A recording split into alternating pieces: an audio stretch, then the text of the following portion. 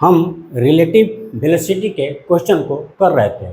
तो आज का हमारा क्वेश्चन ये बोल रहा है कि मान लो कि कोई टावर है,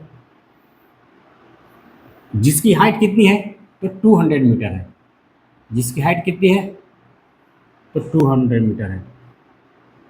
कह रहा है कि टावर के टॉप से किसी पार्टिकल ए को वर्टिकली डाउनवर्ड डायरेक्शन में सिंपली ड्रॉप किया गया है।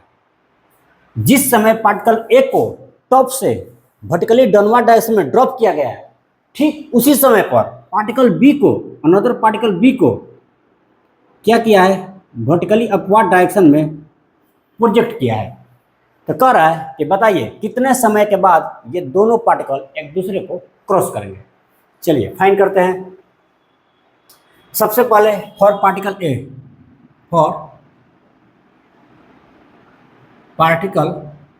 ए पार्टिकल ए के लिए पार्टिकल ए को टावर के टॉप से ड्रॉप किया जा रहा है, सिंपली ड्रॉप किया जा रहा है। इसके लिए हम फॉर्मूला लिखेंगे H equal to u t plus half g t square. देखो यहाँ पर पार्टिकल ए को टॉप से सिंपली ड्रॉप किया जा रहा है, मतलब इसका इनिशियल वेलोसिटी क्या होने वाली है, तो 0 मिलने वाली है।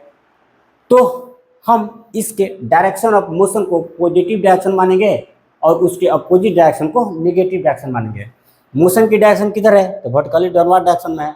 तो जो भी physical quantity vertically downward direction में आएंगे ना, उसको हम पॉजिटिव मानेंगे और उसके अपोजिट डायरेक्शन को हम नेगेटिव मानेंगे। चलो एच किधर है, एच ऊपर से लेकर नीचे तक होगी ना। डिस्प्लेसमेंट क्या होगी, ऊपर से लेकर नीचे तक, मतलब डिस्प्लेसमेंट का डायरेक्शन डाउनवर्ड है, तो ये पॉजिटिव हो जाएगा। तो एच कितना लिख देंगे हम, एच हमको नहीं पता है। मान लेते हैं हम ये टॉप से यहाँ पर मिलती है दोनों, मान लेते हैं यहाँ पर एक दूसरे को क्रॉस कर रही है। पार्टिकल ए नीचे जा रहा है और यहाँ पर पार्टिकल बी जो है ऊपर जा रहा है। और ये कितनी डिस्टेंस हो रही है, तो मान लो x डिस्टेंस हो रही है। कितनी डिस्टेंस हो रही है, तो x डिस्टेंस हो रही है। टॉप से x डिस्टेंस पर दोनों पार्टिकल एक दूसरे को क्रॉस कर रहे हैं, ऐसा हमने एज्यूम कर लिया। तो h कितना लिख देंगे, x लिख देंगे फॉर पार्टिकल ए, क्योंकि इनिशियल वेलोसिटी 0 हो जाएगा ना, इसलिए ये पूरा टर्म क्या हो जाएगा, 0 हो जाएगा। इसके लिए लिखेंगे यहाँ पर हाफ जी जी जी जी जी जी। चलो जी को हम लिख देते हैं, जी का वैल्यू 10 ले लेते हैं, जी टी स्क्वायर। ये टी कौन टाइम है, वो टाइम है जिस टाइम पर ये दोनों एक दूसरे को क्रॉस कर रहे हैं। तो यहाँ से लिखेंगे x equal to 5t square. इसको हम इक्वेशन नंबर 1 लिख देते हैं। अब हम फॉर पार्टिकल बी के बारे में सोचते हैं।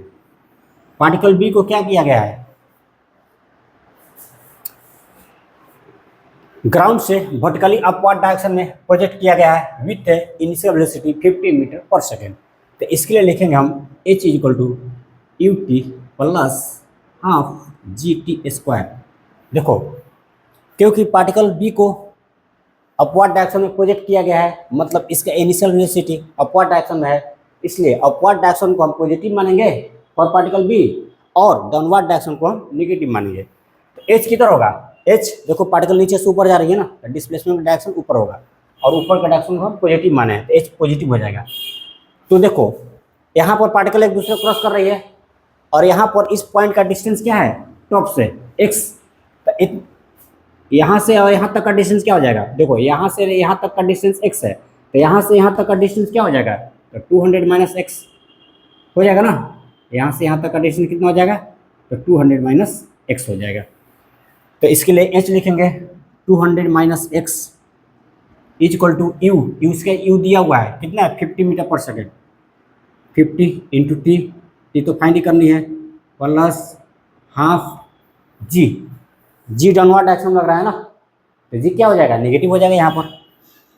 तो हम लिखेंगे -10 इंटू टी स्क्वायर, लिख देंगे 200 minus x is equal to 50t minus 5t square.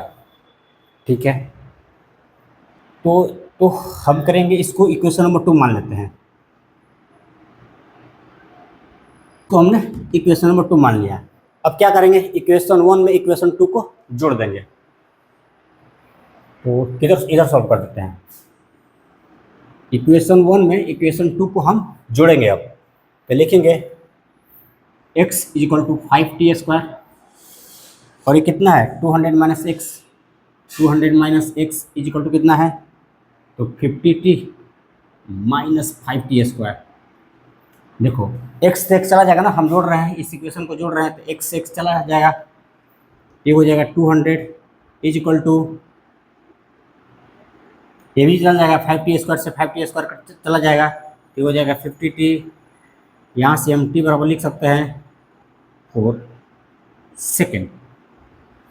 तो पार्टिकल कितने देर के बाद एक दूसरे को क्रॉस करेंगे, तो आपका 4 सेकेंड। देखो इस क्वेश्चन को हम रिलेटिव कॉन्सेप्ट से भी कर सकते हैं। आखिरकार हम तो रिलेटिव वेलोसिटी का ही क्वेश्चन कर रहा है ना, तो इस क्वेश्चन को हम रिलेटिव कॉन्सेप्ट से भी करेंगे और वो बिल्कुल इजीली हो जाएगी। देखो इसके पहले वाले में तो हमने, मेरा थोड़ा क्वेश्चन लंबा हो गया था ना सोल्यूशन, इसको हम रिलेटिव कॉन्सेप्ट से बिल्कुल 2 लाइन में कर सकते हैं। देखो कैसे, रिलेटिव कॉन्सेप्ट हमने क्या सीखा है कि जब दो पार्टिकल सेम डायरेक्शन में ट्रेवल कर रहे हो ना, तो उनका रिलेटिव क्वांटिटी एक दूसरे को, रिलेटिव क्वांटिटी निकालना हो तो क्या करेंगे, उनके क्वांटिटीज को आपस में सबट्रैक्ट कर देंगे। जब दो पार्टिकल सेम डायरेक्शन में मूव कर रहे हो तो उनका यदि हमको रिलेटिव क्वांटिटी निकालना है तो उनके क्वांटिटीज को आपस में हम सबट्रैक्ट कर देंगे। और जब दो पार्टिकल एक दूसरे के अपोजिट डायरेक्शन में मूव कर रहे हो, एक दूसरे के अपोजिट डायरेक्शन में मूव कर रहे हो, ऐसे कंडीशन में यदि हमको उनका रिलेटिव क्वांटिटी निकालना है ना, तो हम उनके क्वांटिटीज को आपस में जोड़ देंगे। ठीक है, चलो इस कॉन्सेप्ट को हम यूज करते हैं। बात करें हम कि इनकी एक्सेलरेशन की, पार्टिकल ए और पार्टिकल बी। देखो पार्टिकल ए को टॉप से ड्रॉप किया गया है, पार्टिकल बी को ग्राउंड से प्रोजेक्ट किया गया है। तो चाहे पार्टिकल ए की बात करें चाहे पार्टिकल बी की बात करें, दोनों का एक्सेलरेशन ड्यू टू ग्रेविटी जी किधर लग रही है, तो डाउनवर्ड डायरेक्शन में लग रही है। दोनों का acceleration due to gravity g downward direction में लग रही है ना, मतलब इस दोनों का एक्सेलरेशन सेम डायरेक्शन में, दोनों पार्टिकल का एक्सेलरेशन सेम डायरेक्शन में। तो मुझे यदि इनकी रिलेटिव एक्सेलरेशन निकालना हो, पार्टिकल ए और पार्टिकल बी का रिलेटिव एक्सेलरेशन निकालना हो, तो क्या करेंगे, हम इनके एक्सेलरेशन को आपस में सबट्रैक्ट कर देंगे। यही तो अभी हमने बोला। तो यदि बात करें हम relative acceleration of particle A with respect to particle B, कितना हो जाएगा, acceleration of A minus acceleration of A ना, acceleration due to gravity G लिख देते हैं, acceleration due to gravity G, acceleration due to gravity A minus acceleration due to gravity B. क्यों ऐसा कर सकते हैं, क्योंकि दोनों का एक्सेलरेशन सेम डायरेक्शन है। जी ए कितना हो गया, 10, जी भी कितना है, तो ए भी 10, इस तरह से कितना आ जाएगी 0। तो रिलेटिव एक्सेलरेशन तो 0 आ गई। ए रिलेटिव की बात करें ना, रिलेटिव एक्सेलरेशन 0 आ जाएगी। ठीक है ना, चाहे आप जी ए बी की बात करें या जी बी ए की बात करें, दोनों कंडीशन में जी रिलेटिव कितने आने वाली है, तो 0 आने वाली है। और आप जानते हो जब एक्सेलरेशन 0 होती है तो हम वहाँ पर एक फॉर्मूला लगाता है, कौन सा, एस बराबर वी इंटू टी, एस बराबर वी इंटू टी। ये कब लगाते हैं, जब एक्सेलरेशन 0 होता है। ठीक है, इसी फॉर्मूला को हम रिलेटिव फॉर्म में लगाएंगे। कैसे, देखो लिखेंगे एस रिलेटिव, एस बराबर क्या होता है, वी इंटू टी, ये होता है ना। एस क्या है, डिस्टेंस है, डिस्टेंस एक रिलेटिव क्वांटिटी होती है, तो इसके लिए लिखेंगे s relative is equal to v क्या है, वेलोसिटी है, वेलोसिटी भी एक रिलेटिव क्वांटिटी होती है, तो इसके लिए हम क्या लिखेंगे, v relative into t, t क्या हो जाएगी, टी तो टाइम है ना, ये तो रिलेटिव क्वांटिटी नहीं है, तो लिखेंगे इंटू टी। ठीक है, इस फॉर्मूला का आप लिख सकते हैं, क्यों, क्योंकि इनका रिलेटिव एक्सेलरेशन 0 है। और जब भी एक्सेलरेशन 0 होता है आप इस फॉर्मूला को लगा सकते हैं। तो यहाँ पर पार्टिकल ए और पार्टिकल बी का भले ही एक्सेलरेशन 0 नहीं है, पार्टिकल ए के पास भी एक्सेलरेशन है जी, पार्टिकल बी के पास भी एक एक्सेलरेशन है स्मॉल जी, है ना, दोनों के पास स्मॉल जी एक्सेलरेशन है, एक्सेलरेशन ड्यू टू ग्रेविटी। लेकिन यदि मैं बात करूं रिलेटिव एक्सेलरेशन की ना, तो इनका रिलेटिव एक्सेलरेशन कितना आ रही है, तो 0 आ रही है। इसका मतलब कि हम इस इक्वेशन को रिलेटिव फॉर्म में इस तरह से यूज कर सकते हैं। इस इक्वेशन को हम रिलेटिव फॉर्म में इस तरह से अप्लाई कर सकते हैं। तो एस रिलेटिव क्या हो जाएगी, देखो पार्टिकल ए ऊपर से नीचे आ रहा है, पार्टिकल बी नीचे से ऊपर जा रहा है, मतलब दोनों का डिस्प्लेसमेंट एक दूसरे के अपोजिट डायरेक्शन में है, दोनों का डिस्टेंस एक दूसरे के अपोजिट डायरेक्शन में है। तो अभी हमने बताया कि जब भी दो पार्टिकल अपोजिट डायरेक्शन मूव करती है तो उनका यदि रिलेटिव क्वांटिटी निकालना हो तो उनके क्वांटिटीज को आपस में जोड़ देंगे। तो देखो कितने दूरी पर मिल रहे हैं, तो पार्टिकल ए एक्स डिस्टेंस पर मिल रहा है ऊपर से, और पार्टिकल बी नीचे से 200 - x डिस्टेंस पर मिल रहा है। तो क्या लिखेंगे, एस रिलेटिव लिखेंगे, दोनों को जोड़ देंगे ना, x प्लस 200 - x कर देंगे। यदि एस रिलेटिव बात करें तो पार्टिकल ए का डिस्टेंस कितना है, डिस्प्लेसमेंट x है, पार्टिकल बी का डिस्प्लेसमेंट कितना है तो 200 - x है, दोनों का डायरेक्शन एक दूसरे का अपोजिट है, तो इन दोनों को आपस में जोड़ देंगे एस रिलेटिव निकालने के लिए, मतलब रिलेटिव डिस्प्लेसमेंट निकालने के लिए जोड़ दी हमने, is equal to v relative. V relative क्या हो जाएगी, देखो पार्टिकल ए का इनिशियल वेलोसिटी क्या था, 0 था और वो डाउनवर्ड डायरेक्शन में था।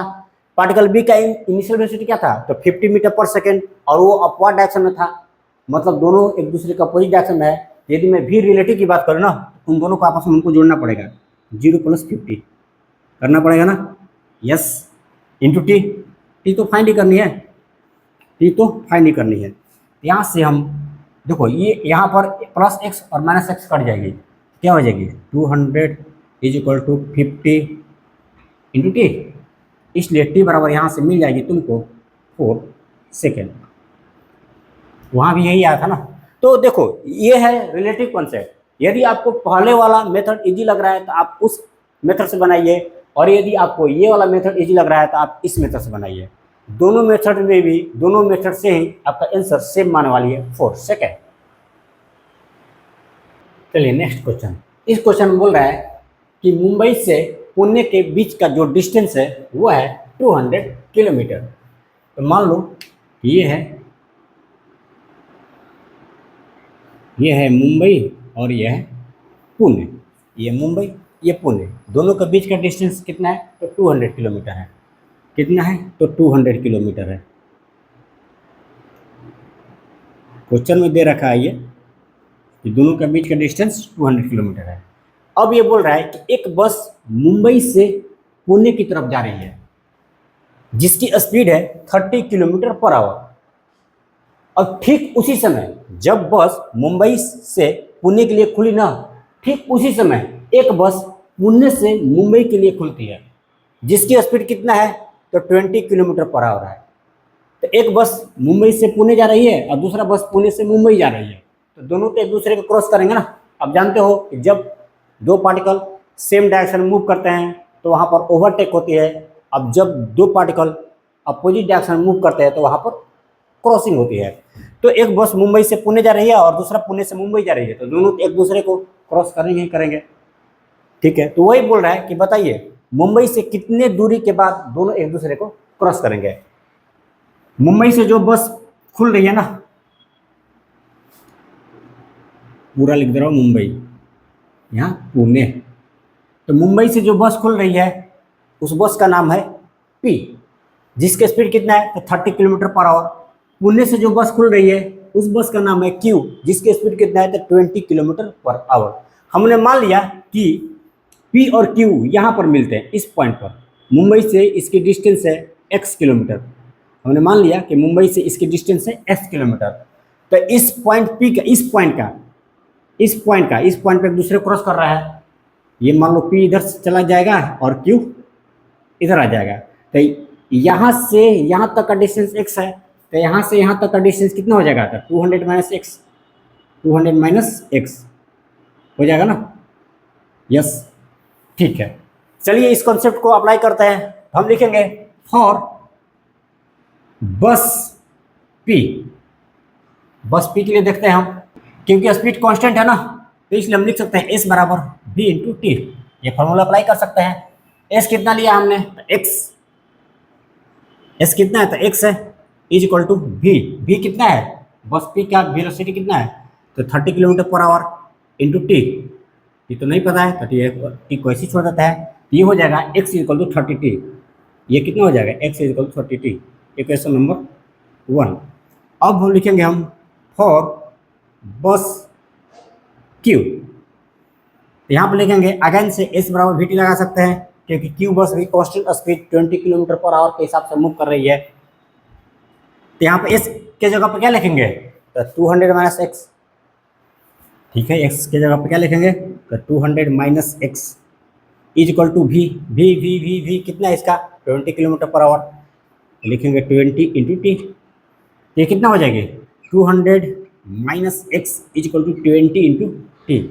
इसको हम मान लेते हैं इक्वेशन नंबर 2। अब आपको क्या करनी है, इक्वेशन 1 और 2 को आपस में ऐड कर देनी है।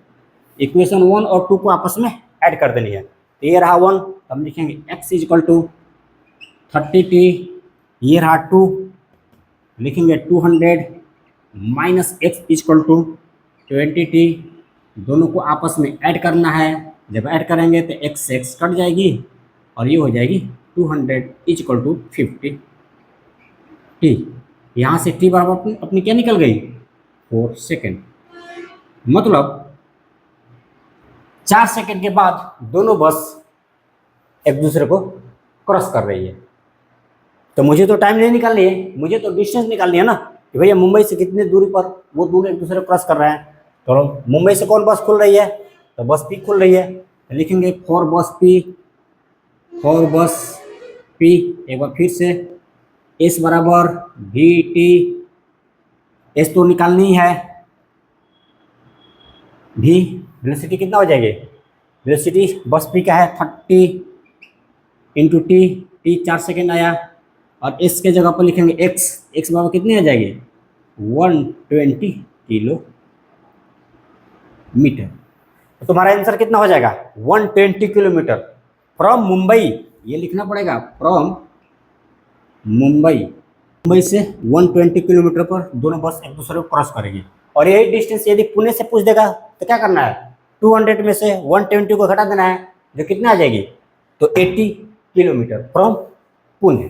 तो ये देखना पड़ेगा क्वेश्चन में मुंबई से पूछ रहा है कि पुणे से पूछ रहा है। मुंबई से 120 किलोमीटर, पुणे से 200 माइनस 120 बराबर 80 किलोमीटर। चलिए इसी क्वेश्चन को हम रिलेटिव कंसेप्ट से भी कर सकते हैं। चलिए रिलेटिव कंसेप्ट अपनाते हैं। आखिरकार तो हम तो रिलेटिव वेलोसिटी का ही क्वेश्चन कर रहे हैं ना, तो इस क्वेश्चन को हम रिलेटिव कंसेप्ट से भी करेंगे। क्वेश्चन तो समझ ही रहे यार, तुम समझ ही रहे हो क्वेश्चन को, सारा चीज फिगर हमने वैसे छोड़ दिया हुआ है। तो चलो यहाँ पर रिलेटिव कंसेप्ट, क्योंकि कांस्टेंट वेलोसिटी से दोनों बस मूव कर रही है, इसलिए हम वहाँ पर लगा सकते हैं क्या एस बराबर वी टी लिख सकते हैं। लेकिन इनको हम रिलेटिव फॉर्म में लिखेंगे, इसी फॉर्मूला को रिलेटिव फॉर्म में लिखेंगे। क्यों, क्योंकि हम रिलेटिव कॉन्सेप्ट अप्लाई करने जा रहे हैं ना। तो देखो एक्सेलरेशन तो जीरो होगी, ए रिलेटिव की बात करें तो एक्सेलरेशन, जब एक्सेलरेशन ही जीरो है क्योंकि कांस्टेंट स्पीड से मूव कर रहा है, तो ए रिलेटिव भी जीरो हो जाएगी ना। तो यस, इस फॉर्मूला को रिलेटिव फॉर्म में लिख सकते हैं। तो लिखेंगे s relative is equal to v relative into t. अब टाइम में रिलेटिव मत लगा देना, क्योंकि time is not a relative quantity. Time एक इंडिपेंडेंट क्वांटिटी होती है, रिलेटिव क्वांटिटी नहीं होती है। एस रिलेटिव एस क्या है, डिस्प्लेसमेंट है, पोजीशन है। तो हमने आपको बता रखा है कि जब दो पार्टिकल एक दूसरे के अपोजिट डायरेक्शन मूव करते हैं तो उनका यदि रिलेटिव क्वांटिटी निकालना हो ना, कोई भी हो, उसका चाहे डिस्प्लेसमेंट हो, डिस्टेंस हो, वेलोसिटी हो, एक्सेलरेशन हो, तो उनका यदि रिलेटिव क्वांटिटी निकालना है तो उन दोनों क्वांटिटीज को आपस में जोड़ देंगे। यदि हमको दो पार्टिकल ए एंड बी दोनों एक दूसरे का अपोजिट डायरेक्शन मूव कर रहे हैं, उनका रिलेटिव वेलोसिटी निकालना है, तो पार्टिकल ए और पार्टिकल बी के वेलोसिटी को आपस में ऐड कर देंगे, हमको उनका रिलेटिव वेलोसिटी मिल जाएगी। और यदि दो पार्टिकल एक दूसरे के सेम डायरेक्शन मूव कर रहे हैं, यदि दो पार्टिकल सेम डायरेक्शन मूव कर रहे हैं, तो उनका यदि मुझे रिलेटिव क्वांटिटी निकालना हो तो मुझे उनके क्वांटिटीज को आपस में जोड़ना पड़ेगा। जैसे दो पार्टिकल है और दोनों सेम डायरेक्शन मूव कर रहे हैं ऑन स्ट्रेट लाइन, तो मुझे उनका रिलेटिव वेलोसिटी निकालना हो ना, तो हम उन दोनों पार्टिकल के वेलोसिटी को आपस में सब्ट्रैक्ट कर देंगे। तो जब दो पार्टिकल एक दूसरे के सेम डायरेक्शन मूव कर रहे हैं, दो पार्टिकल सेम डायरेक्शन मूव कर रहे हैं, तो उनका यदि हमको रिलेटिव क्वांटिटी निकालना है तो उनके क्वांटिटीज को आपस में सब्ट्रैक्ट कर देंगे, घटा देंगे। ठीक है, इस कॉन्सेप्ट को आप याद रखिएगा। तो s relative is equal to v relative into t. S relative, s क्या है, पोजीशन है, पोजीशन मतलब डिस्प्लेसमेंट है, तो हमको रिलेटिव डिस्प्लेसमेंट चाहिए ना।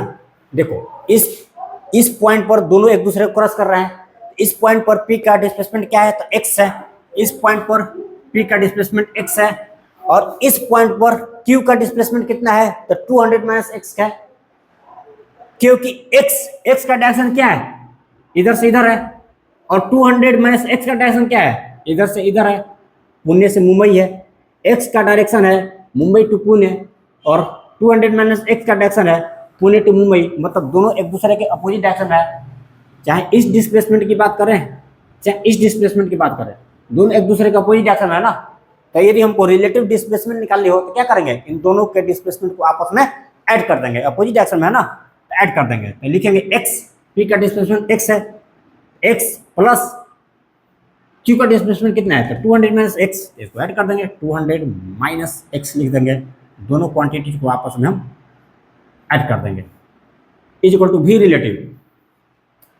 जो बस पी है वो कितने वेलोसिटी से मूव कर रहा है, तो 30 किलोमीटर पर आवर के हिसाब से, और किधर मूव कर रहा है, मुंबई टू पुणे, और बस क्यू है जो कितने वेलोसिटी से मूव कर रहा है, तो 20 किलोमीटर पर आवर के हिसाब से, और किधर मूव कर रहा है, पुणे टू मुंबई, मतलब दोनों एक दूसरे का अपोजिट डायरेक्शन मूव कर रहे हैं।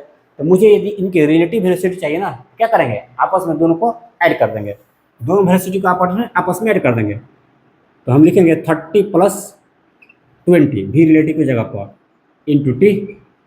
टी तो रिलेटिव क्वांटिटी होती नहीं है, आप जानते हो, तो यहाँ से हम लिखेंगे x plus 200 minus x is equal to 50 into t. यहाँ से x चला जाएगा और ये हो जाएगा 200 इज इक्वल टू 50 टी। यहाँ से t बराबर आपको मिल गई 4 सेकेंड।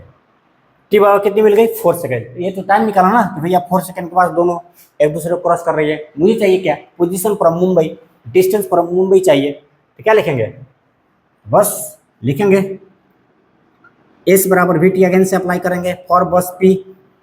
मुंबई से कौन बस खुल रही है, पी ना, तो लिखेंगे फॉर बस पी, फॉर, चलो यहाँ पर लिख रहा हूँ मैं, फॉर बस पी मुझे मुंबई से डिस्टेंस चाहिए, तो मुंबई से कौन सा बस खुल रही है, पी खुल रही है, इसके लिए लिखेंगे एस बराबर वी टी, इस बराबर वी टी, ठीक है।